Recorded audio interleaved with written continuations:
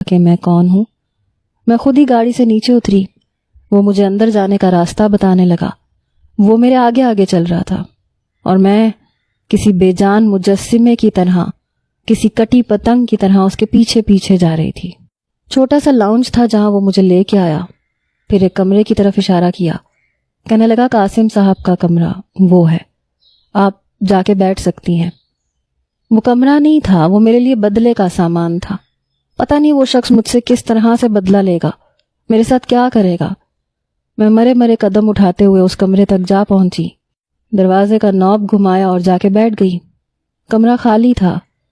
آج کی رات کے لیے میں نے ڈرتے ڈرتے بس چند ہی خواب سجائے تھے۔ پتہ نہیں کیوں لیکن مجھے شروع سے مردوں سے کچھ خوف محسوس ہوتا تھا۔ شاید اس کی وجہ میرے باپ کا رویہ تھا اور میرے دادا کا مجھے ٹوکنا کہ لڑکوں کے پاس مت بیٹھنا۔ ابھی بھی ان کی بازگشت میرے کانوں میں گونج رہی تھی۔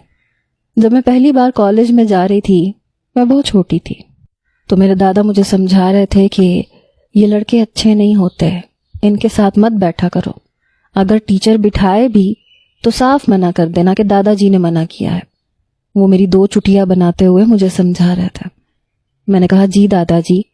میں بچپن سے ہی دادا جی کی ہر بات مانتی تھی، کیونکہ انہوں نے مجھے ماں بن کے سنبھالا تھا اور باپ بن کے پیار دیا تھا۔ میرے ساتھ رانیاں ہوتی تھی، اس لیے میں رانیاں کے ساتھ ہی بیٹھتی تھی۔ کبھی کوئی لڑکا میرے پاس بیٹھ جاتا تو میں ڈر کے پیچھے ہٹ جاتی تھی، اور رانیاں کسی لڑکے کا اس طرح سے گریبان پکڑ لیتی تھی کہ ہمت کیسے ہوئی میری بہن کے پاس بیٹھنے کی، چل پھٹ یہاں سے۔ اس کا اعتماد شاید اس کے والدین کی وجہ سے تھا۔ وہ ایک مکمل زندگی جی رہی تھی، اسے مردوں سے ڈرایا نہیں گیا تھا، لیکن میرے اندر یہ خوف بچپن سے دادا نے ڈال دیا تھا، جو وقت کے ساتھ ساتھ بڑھنے لگا تھا۔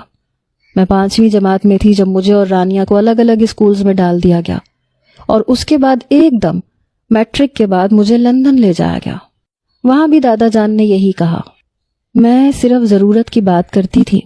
کئی لڑکے میری طرف دوستی کا ہاتھ بڑھانے کے لیے بھی آئے، لیکن میں ڈر جاتی تھی، کبھی کسی سے دوستی نہیں کی تھی۔ دل میں پہلی بار کسی کے لیے جذبات پیدا ہوئے تھے، اور وہ حماد تھا۔ آپ یہ سمجھ سکتے ہیں کہ مجھے مردوں سے مقابلہ کرنا نہیں آتا تھا۔ میں نڈر نہیں تھی، میں بہت ڈرپوک تھی۔ کوئی کچھ بھی کہتا تھا تو میں دادا جی کے پاس آ کے رونے لگتی تھی۔ وہ میرے لیے کھڑے ہوتے تھے۔ جب بھی میری سوتیلی ماں مجھ سے غصے سے بات کرتی تھی، میری کلائی پکڑ کے میرا بازو مروڑتی تھی کہ میرے کمرے میں کیوں چلی آئی ہو، نکلو یہاں سے، تو میں روتی ہوئی دادا جی کے کمرے میں جاتی تھی، انہیں ساری بات بتاتی تھی۔ وہ میرے والد اور والدہ